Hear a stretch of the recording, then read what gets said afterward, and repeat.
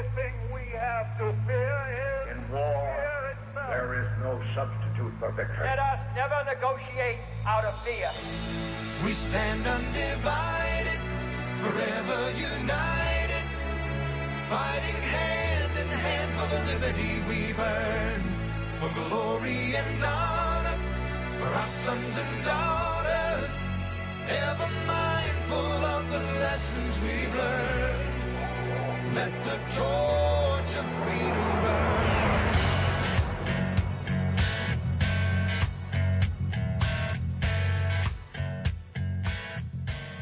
You find your way to the intersection of faith and politics. This is WallBuilders Live with David Barton and Rick Green. Thanks for joining us today. Be sure and visit online at WallBuilders.com and also WallBuildersLive.com. And speaking of the websites, we encourage you to check out the listing of radio stations there at WallBuildersLive.com. If we're not playing in an area close to you, be sure and take some links from WallBuilders Live and send them to the talk radio and certainly the Christian talk radio stations in your area and encourage them to pick up WallBuilders Live. We know that this message is needed in America today. There's a lot of folks that want it, and you can help us get this message to them. So check it out there at WallBuildersLive.com. Share that information with local stations in your area. Encourage them to pick up the program, or you may have a station that you want to tell us about and encourage us to contact that station as well. You can do that by sending in emails to radio@wallbuilders.com, radio@wallbuilders.com. That is also the website, or the email, that you want to use whenever you have questions that you'd like us to address for our Foundations of Freedom Thursdays, and covering those topics that may range from a founding father you have a question about, or maybe it's a principle in the Declaration of the Constitution, or perhaps a major issue happening right now in America today, perhaps before the Supreme Court, in Congress, or in your local community. All of these things we want to address from both a biblical and a historical point of view, and that's what WallBuilders Live is all about. That's why we call it the intersection of faith and politics. It's really the intersection of faith and the culture, because we talk about movies, we talk about what's happening in business, and what's happening in education, and all these different areas. And today we're going to be covering a program. It's actually going to be a three-part series covering a special program that David Barton did on exceptionalism. Have you ever wondered what it is that makes America different? What makes her unique? What has made her the most successful nation in the history of the world, or as de Tocqueville called it, exceptional? Well, David Barton dives into that in this presentation. We're going to share it with you over the next couple of days, so we won't get it all in today. We'll get as much as we can, and then we'll pick up tomorrow right where we leave off today. But without any further ado, here's David Barton and his new presentation, Exceptional. America has had one constitution since 1789. Only 4% of the world's population, and yet every year America produces more inventions, medical cures, technological discoveries than the other 96% of the world combined. We're blessed in ways that we don't even imagine.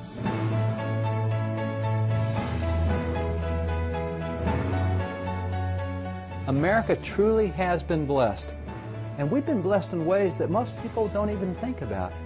And it turns out that often some of the greatest blessings are the things you don't even notice.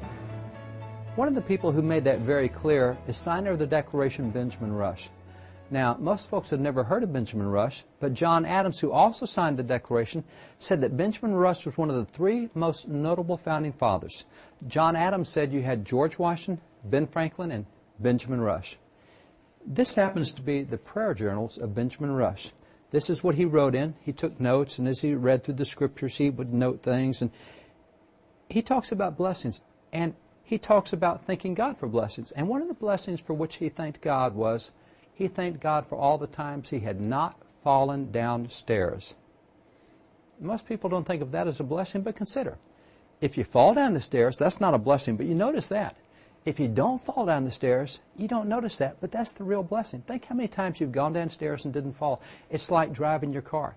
If you go out and drive and have a wreck, now you notice that. If you didn't have a wreck, you didn't notice that, but the greater blessing is what you didn't notice, not what you did notice.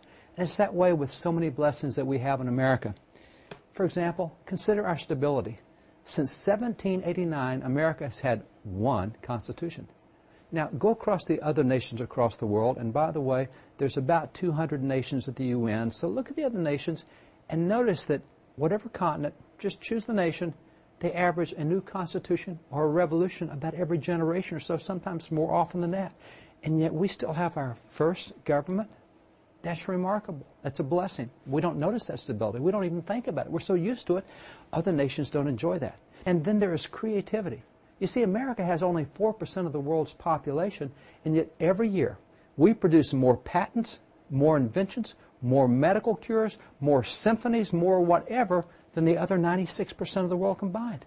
Now, 4% of the world's population should produce 4% of the world's whatever. Not in America. Our 4% produces more than the other 96%. And our 4% also produces 25% of the world's gross domestic product.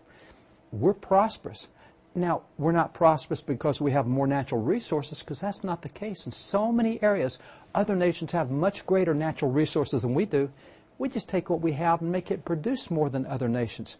As a matter of fact, we're so blessed that if you look at the census figures, and every 10 years the Constitution requires the Census Bureau to take the census of the United States, according to data from the Census Bureau, if you live below the poverty level in America, and we don't want anyone living below poverty level, but according to Census figures data, if you live below the poverty level in America, you're more likely to have a television, you're more likely to have an automobile, an air conditioner, you're more likely to eat more red meat and have more square footage of living space than the average middle class in Europe. Did you get that? If you're in poverty in America, your lifestyle is higher than middle class in the second wealthiest place on the face of the earth. See, that's why people from all over the world want to come to America and live in poverty. If they can just be in poverty here, they have elevated their lifestyle. We're blessed in ways that we don't even imagine. We've been blessed this way for a number of generations. As a matter of fact, if you go back to 1831, Alexis de Tocqueville, a French official, came to America to see what made us so different, because already we were different from other nations. And he traveled here for several months, and then he wrote this work. We call this Democracy in America. And in this work, Alexis de Tocqueville said, the condition of the Americans is exceptional. I don't think any other nation will be able to attain to what they've done. That's where we get the term American Exceptionalism. America is different from other nations. Statistically, we're the exception. We're not the rule. But what made us exceptional? It's not just happy accident. There are things that have caused America to be different from other nations. What are the things that caused American exceptionalism? We'll look at this in a moment.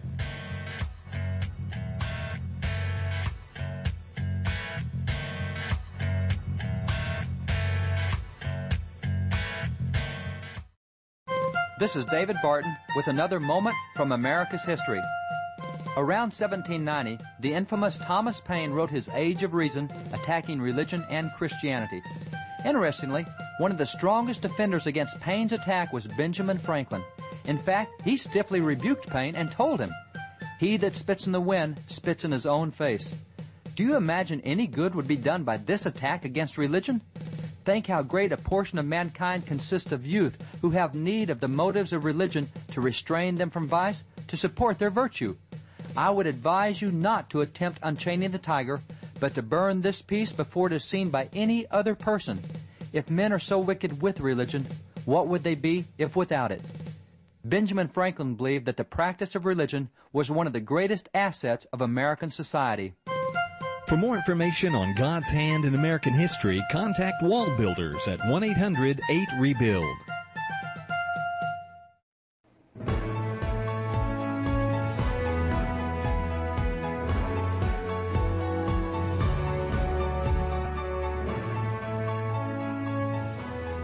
So, with all the blessings that are represented by American exceptionalism, it seems strange that there are groups in America who vehemently object to American exceptionalism. Who would they be? Well, you'll find that one group that consistently writes against that are university faculty. Now, it's interesting that when you look at polling, university faculty, more than any other group in America, is seen to be out of touch with the beliefs of American people.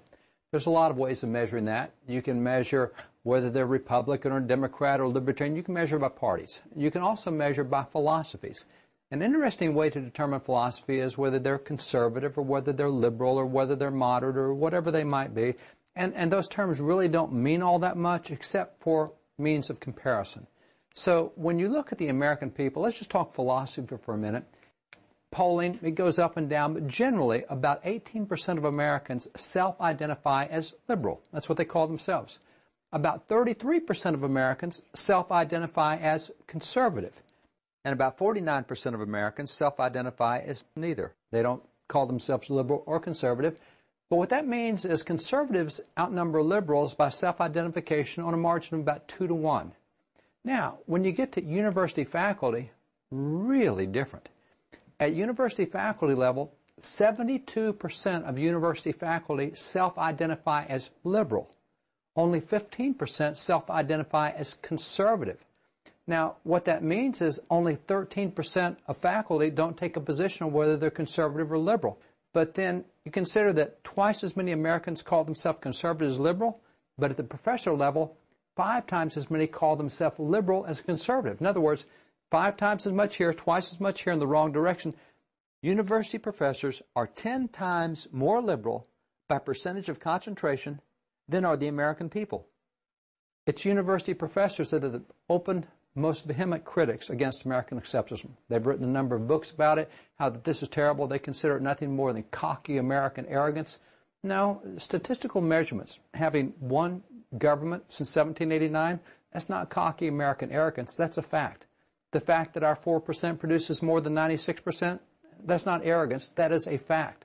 The fact that our 4% produces 25% of the GDP, that's not arrogance, that's a fact.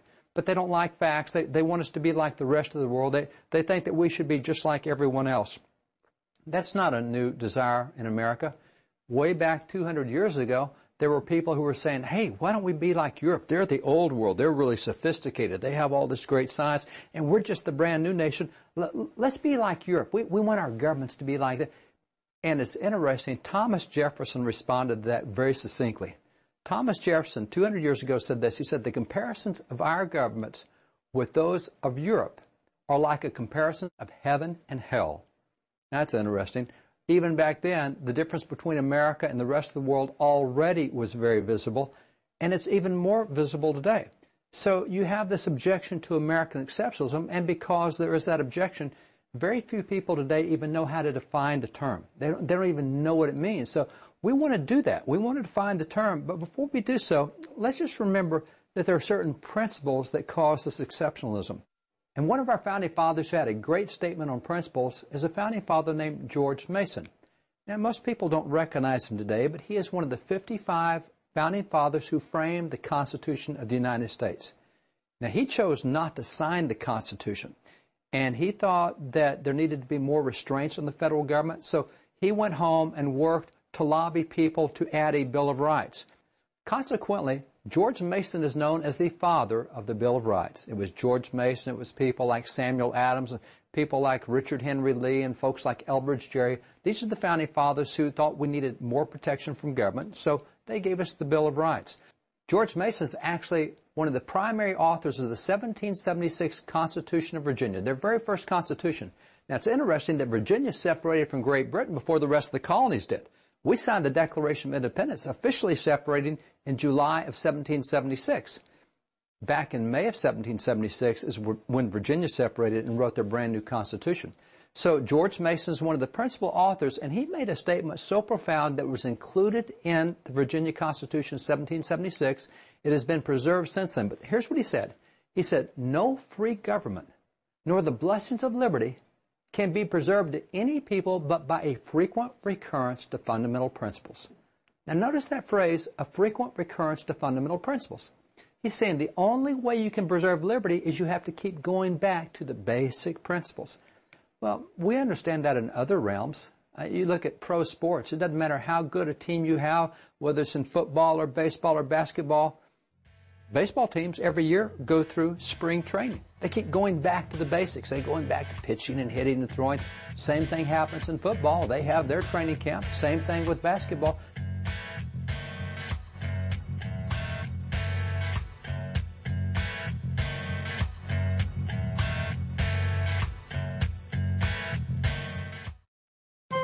This is David Barton with another moment from America's history. As Christians become more active in politics, they must remember to elevate principles above party loyalty. Perhaps the best illustration of this comes from the life of Founding Father Benjamin Rush, a signer of the Declaration of Independence who served in the presidential administrations of John Adams, Thomas Jefferson, and James Madison, each of whom was from a different political party. When Benjamin Rush was asked of his personal party affiliation, he responded, "I've been alternately called an aristocrat and a Democrat. I am neither. I am a Christocrat. I believe all power will fail of producing order and happiness in the hands of man. He alone who created and redeemed man is qualified to govern him. Like Benjamin Rush, we too must remain Christocrats regardless of our personal party affiliation." For more information on God's hand in American history, contact WallBuilders at 1-800-8-REBUILD. Let the torch of freedom burn.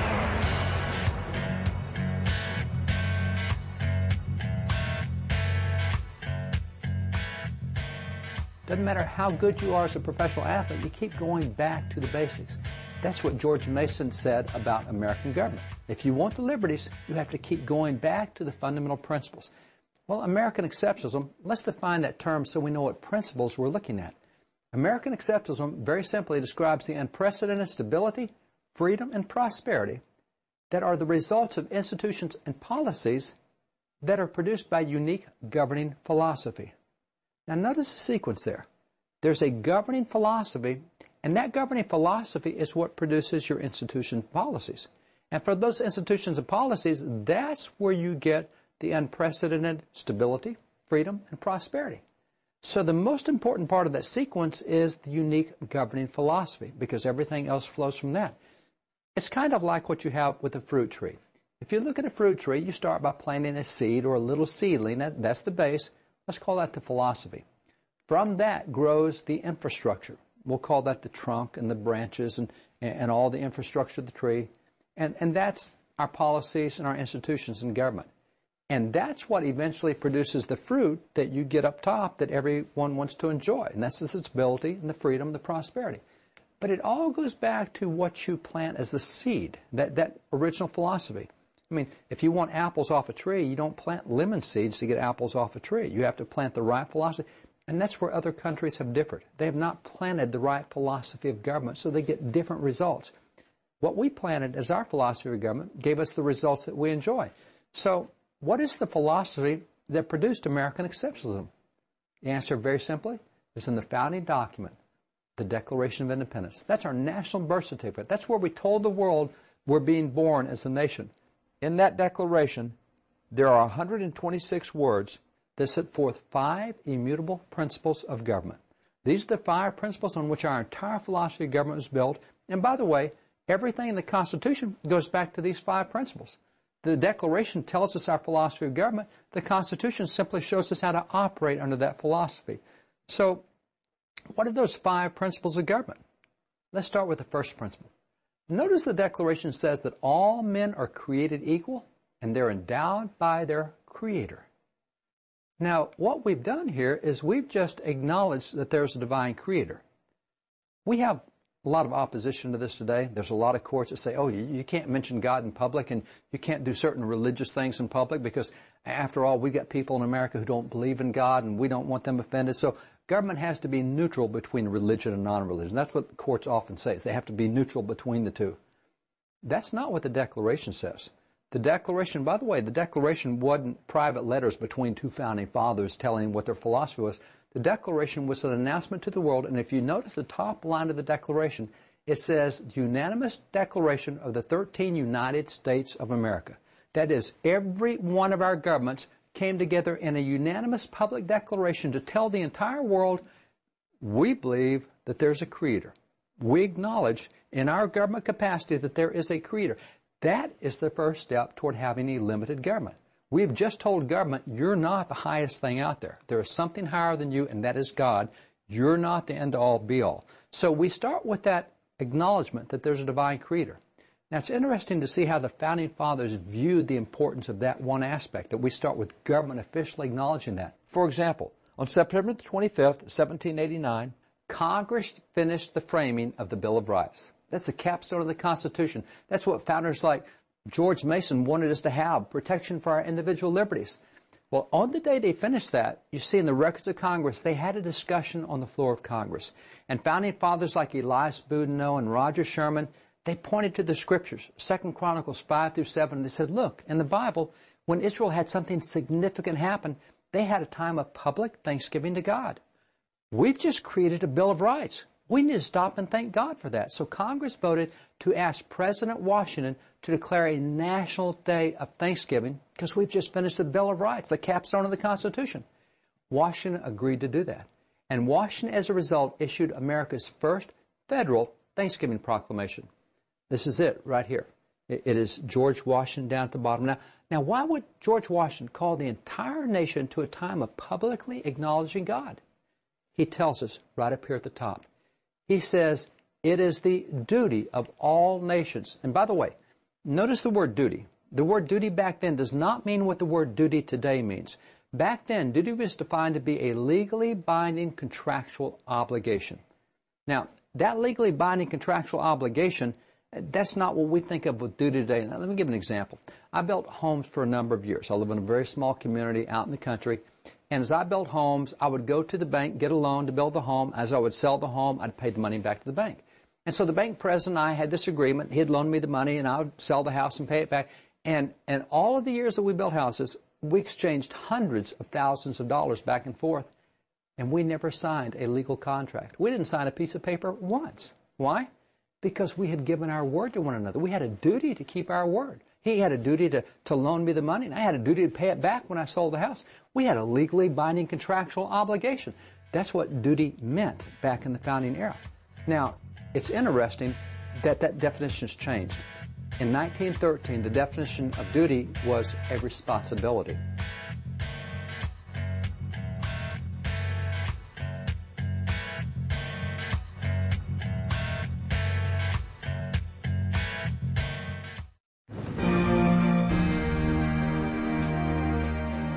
Have you noticed the vacuum of leadership in America? It's not just that we have a few bad leaders taking us away from our founding principles and down a road to destruction. The real challenge is that we're looking around for leaders of principle to step up, and too often, no one is there. This is a generational challenge, and we must have a generational solution.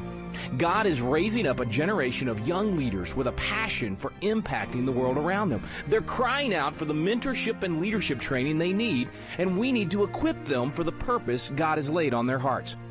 Patriot Academy was created to meet that need. You, the listeners of WallBuilders Live, have supported Patriot Academy over the years. You've sent your children and grandchildren to the program, and the results have been remarkable.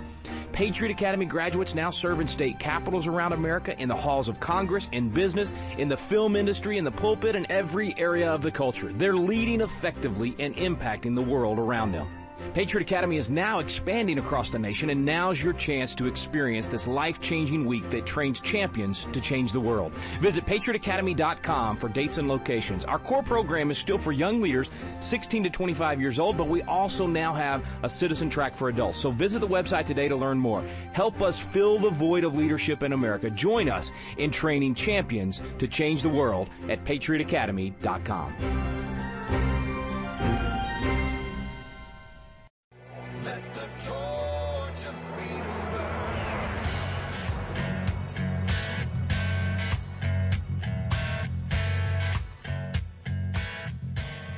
Today, if you look up the definition of duty, it says, that which one ought to do. There's a world of difference between that which one ought to do and a legally binding contractual obligation. So going back to what George Washington said, he said it is a legally binding contractual obligation, it is the duty of all nations. Notice he said nations. He didn't say individuals. He said political entities have a legally binding contractual obligation to do 4 things concerning God. What are those 4 things? Look at the 4 verbs that George Washington used. He said, first, nations have a legally binding contractual obligation to acknowledge the providence of Almighty God. He said, second, to obey His will. Third, to be grateful for His benefits. And fourth, humbly to implore His protection and favor. And that's the duty. That's a legally binding contractual obligation of nations to do that. Now, that acknowledgement of God, that is the first key toward limited government, and that is the first principle of American Exceptionalism. Now, what's the second key to limited government? What's the second principle of American Exceptionalism?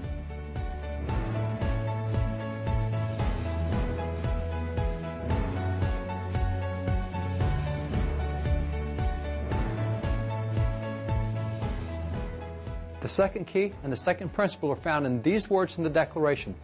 They are endowed by their Creator with certain unalienable rights. Now we've said there's a Creator. Now we've said the Creator gives a certain set of rights to individuals. These rights don't come from government, they come from God.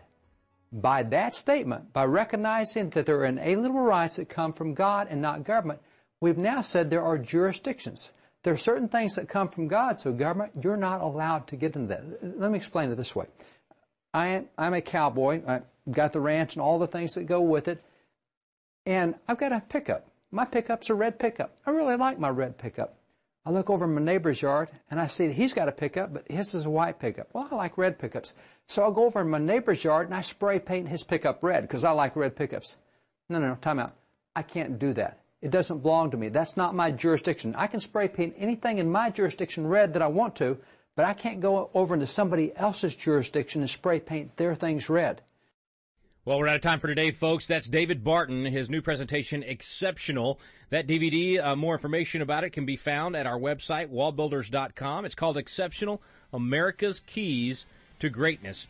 It all comes from the Declaration of Independence. There's a wealth of information there, and we want to continue to share all of that information with you right here on WallBuilders Live. So be sure and tune in tomorrow here on WallBuilders Live. We'll pick up right where we left off with David Barton.